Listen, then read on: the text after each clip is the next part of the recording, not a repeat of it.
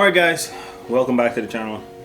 We did some rearranging in the shop, that's why it looks like this, but today we're going to be talking about something that I've been doing behind the scenes for a little while now. I've been actually working on other people's vehicles for a while now. I'm slowly but surely building my confidence where I feel alright working on other people's cars. I always had this issue where I feel like something's going to break or it's not going to go back together properly, but I do mechanic work for myself. I just not have been doing it for other people, but recently I've been doing it for the guy that I'm renting the shop from, Charlie the engine builder. I've been working on a F-150 for him, and I've also been working on my brother's Toyota Aristo, which raced. I believe there's a video on my channel with him racing, so I'll probably put that in there somewhere.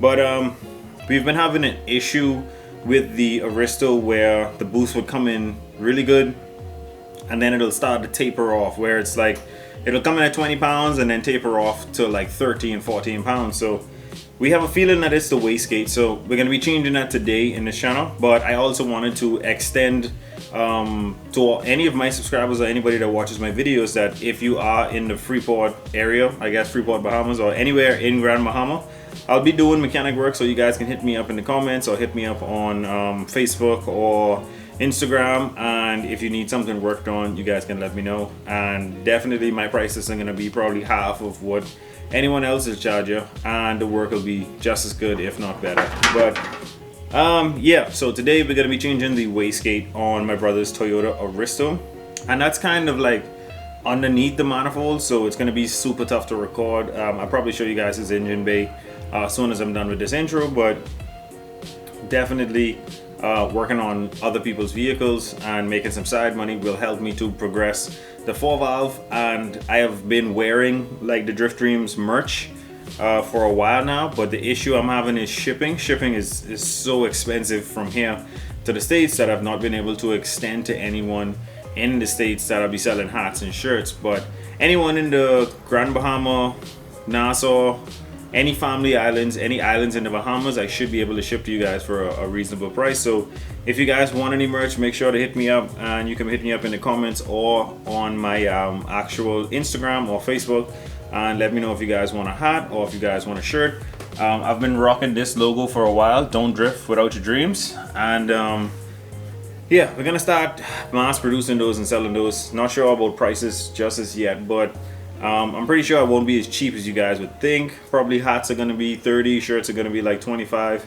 And it's not that you're paying for the shirt or paying for the hat, you're actually just supporting me and supporting the channel. So I'm going to have to outsource the shirt, outsource the,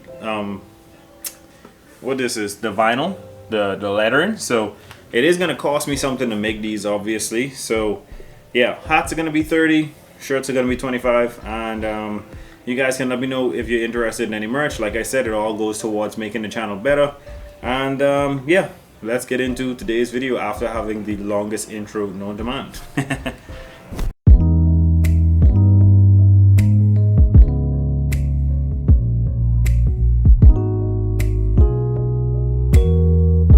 So this is my brother's 2JZ single turbo Toyota Aristo.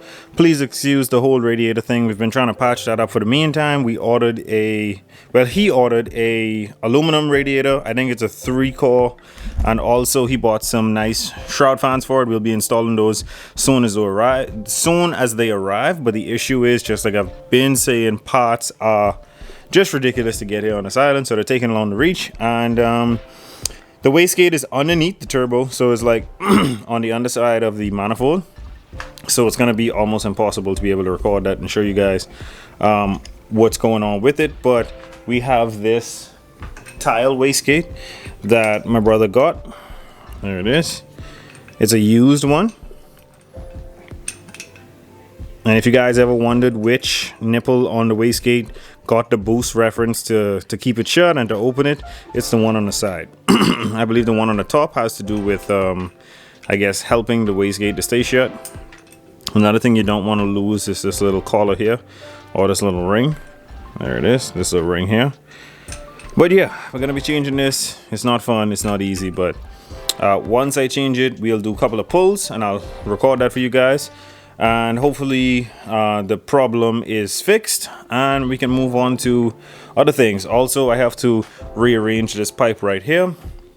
It's been touching his pulleys and probably digging into the pipe, so I'm gonna have to move that over better. Hopefully I'll be able to record that. But yeah, this is his 2JZ. He has upgraded injectors, upgraded fuel pump, fuel lab, fuel pressure regulator.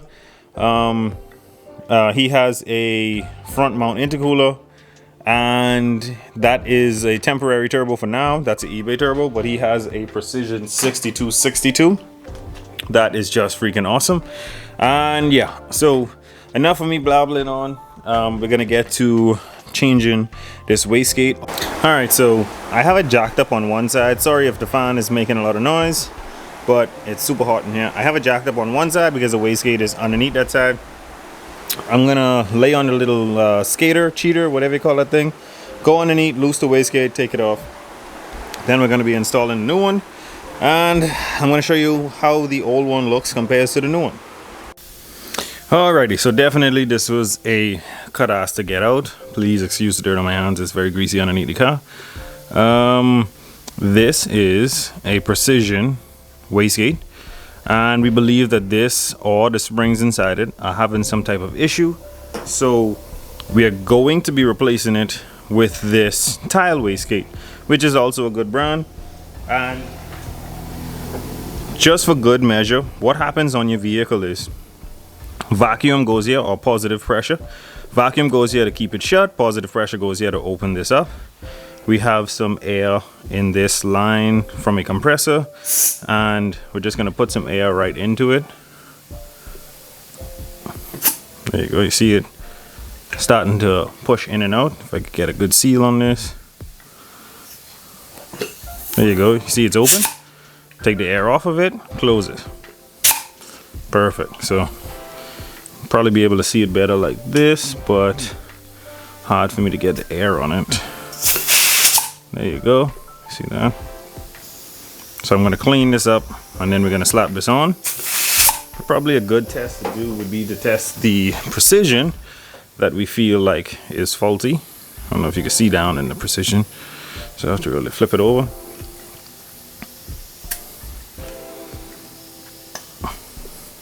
Ooh, the precision's not really opening like that. Just ever so slightly. It's taking long to open.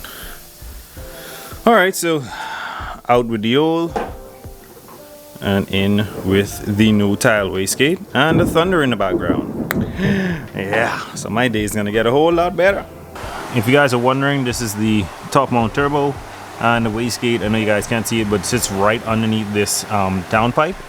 And it's there, so it's very hard to get to, and that's how you guys can tell my hand is all chewed up with cuts and scars from getting that in there. But hopefully that fixed the issue with the boost dropping off. Also, we had an issue with this pipe here rubbing on the pulleys.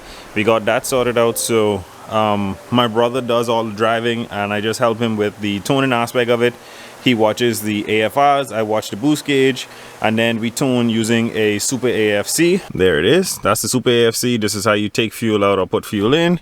This is his Grady boost controller, and that is his AFR gauge there. So that is how we actually tune this thing when we're on the road. So I'm just waiting on him to get off, and then we can take this thing for a test run.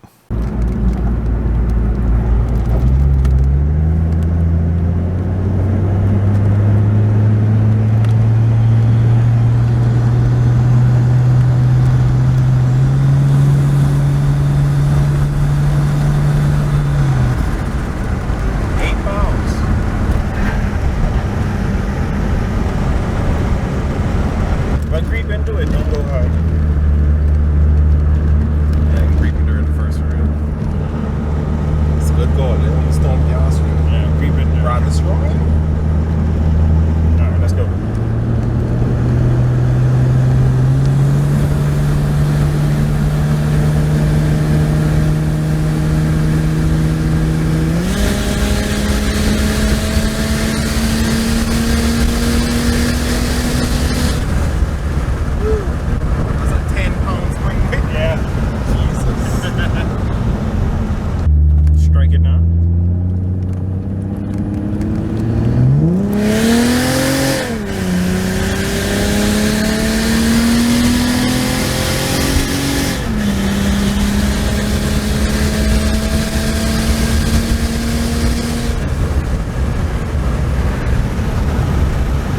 All right, so we just took it for a drive, and in the wastegate is a 10-pound spring, and it's spiking at 9.9 and dropping off to like 8.8, and then right at the peak of it, right at the peak of the RPM range, is dropping off to like 7.9. So it's only dropping like 1 psi, which should be normal, or would expect that you should drop around 1 psi. You're not gonna really hold that wastegate pressure all the way through.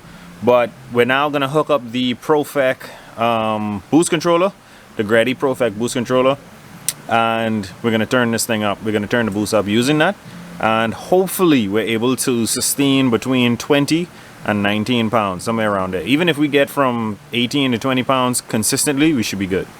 All right, so pretty much we have the Grady Profec on, and it's at 20% of the spring rate, which means that we should be sitting around 12 psi if I could do math, which I highly doubt, but we're gonna test it now and see what it does.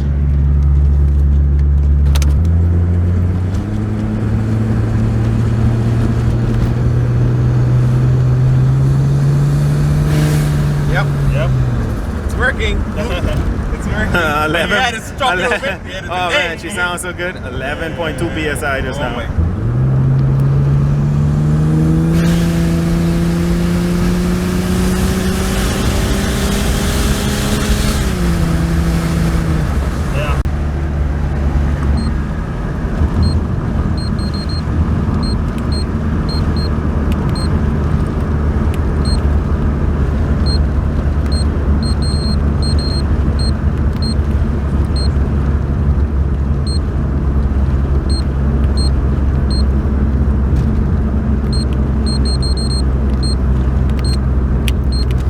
Alright, so pretty much what he did just now was he turned the boost up in a sense, but with an electronic boost controller, it's some gains and some percentages and stuff that he knows about that I really don't.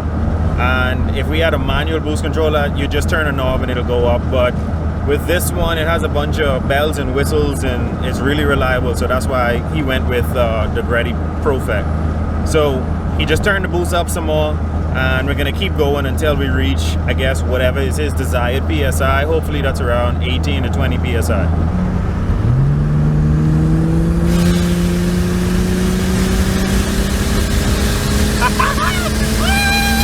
That's right. That's right. That's right. Yeah. That's right. Hey. All right, so we just ran 15 PSI.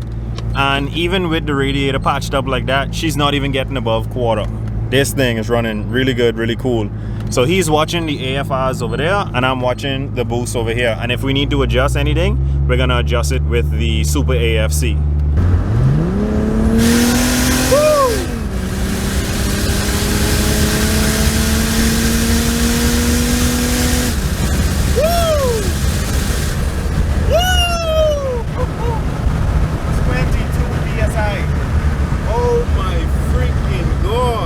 All right, so we are definitely super excited that everything's working the way it should work now. We're still trying to figure out the boost controller. We don't really know it to a T about the gain and the PSI and the percentages and stuff like that, because before, I know we don't have any before video, but before it was dropping off PSI. It would hit 22 and then it would drop down to about 13, 14 PSI. So we were losing a lot of boost. Now it's actually hitting a desired peak and then climbing above that. So she's running and doing very well, and he just changed some settings and we're gonna try it again.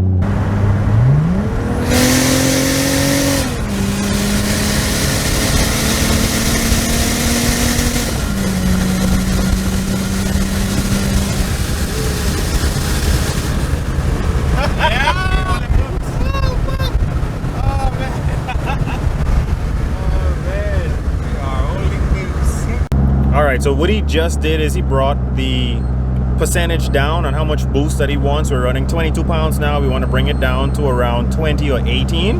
And we want to spike at about 20 and sit right between 20 and 18. So it'll just be more consistent of a power band.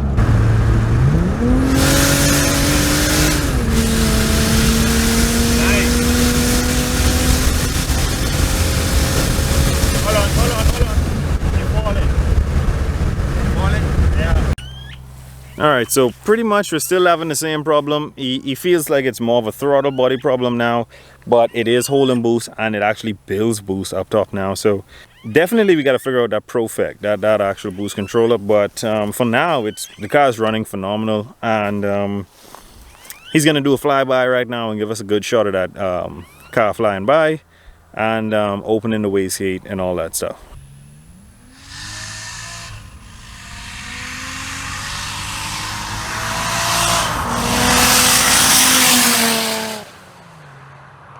All right, so pretty much the car is running really good. We're just having one issue. We believe we're having... Definitely want to do that run where you put the GoPro into there and we check fuel pressure. You see? You see how nigga interrupt my video to tell me garbage?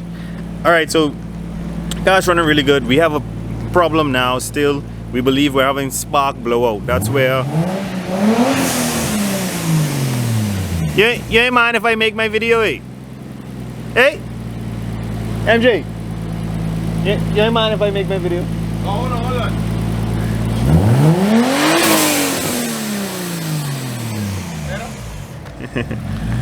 Alright, so we gotta take the spark plugs out probably in another video. Make sure that they're gapped right. If the gap is too wide, as you increase the boost, it'll start blowing that spark out. So we gotta make that gap smaller. Definitely we want to put a GoPro under the hood to watch that fuel pressure. Make sure we're not losing any fuel pressure, but that's pretty much it for today, guys. Let me know in the comments if you guys like this type of content. I can have this car back on the channel pretty much anytime. We got a lot more work to do to it in the near future. He has very big plans for it. But thank you guys so much for watching. Don't forget to like, share, and subscribe. And always remember, don't drift without your dreams. And I'll catch you guys on the next one.